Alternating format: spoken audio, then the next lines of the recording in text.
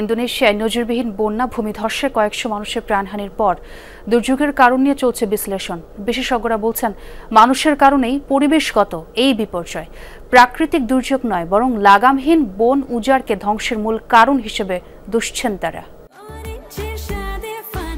Orange সহ বিভিন্ন ফ্লেভারে প্রাণ ললিপপ, জুসি জুসি ওয়ার্ল্ড।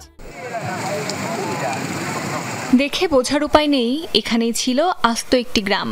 সম্প্রতি ইন্দোনেশিয়ার বন্যায় এভাবেই পানিতে ভেসে গেছে সবকিছু। দেশটিতে বন্যায় মৃতের সংখ্যা বেড়ে দাঁড়িয়েছে 750-তে।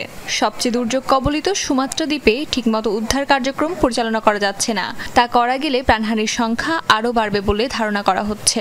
দেশটিতে 2018 সালের পর সবচেয়ে ভয়াবহ দুর্যোগ এটি। তবে এই দুর্যোগের কারণ হিসেবে দেদারসে ভূমি নিধন আর প্রাকৃতিক সম্পদ উত্তোলনকেই দায়ী করছে বিশেষজ্ঞরা। দশক জুড়ে চলা বন নিধনের ফলে বৃষ্টির পানি ধরে রাখতে সাহায্য করা গাছপালা কমেছে আশঙ্কাজনকভাবে। গ্লোবাল ফরেস্ট ওয়াচের তথ্য অনুযায়ী 2001 থেকে 2024 সাল পর্যন্ত উত্তর সুমাত্রায় হারিয়েছে 16 লাখ হেক্টর বনভূমি। এটা কোনো প্রাকৃতিক দুর্যোগ নয়, বন নিধন আর সম্পদ ব্যবস্থাপনার ব্যর্থতার ফলস্বরূপই হয়েছে এই বিপর্যয়।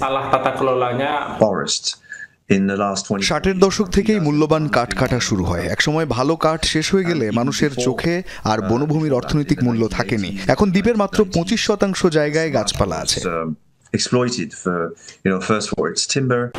বন্যার পরপরই পাদাং শহরের সমুদ্রতট ভরে উঠেছে কাঠের স্তূপে।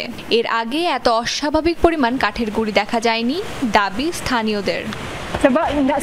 আগেও এমন গুঁড়ি ভেসে আসতো, কিন্তু এখন পুরো সমুদ্র সৈকত ভরে গেছে। এত কাঠের গুঁড়ি ভেসে আসতে আগে দেখিনি। মানুষই গোপনে গাছ কাটে, আর তার শাস্তি আমরা পাচ্ছি।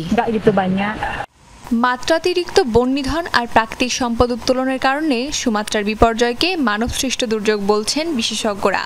এরই মধ্যে 8টি কোম্পানিকে জিজ্ঞাসাবাদের নির্দেশ দিয়েছে পরিবেশ মন্ত্রণালয়। তবে দায়ী খাতগুলোতে সরকারের কঠোর ব্যবস্থা কতটা কার্যকর হবে তা এখনও স্পষ্ট নয়। অস্মিতা বিশ্বাস, যমুনা নিউজ।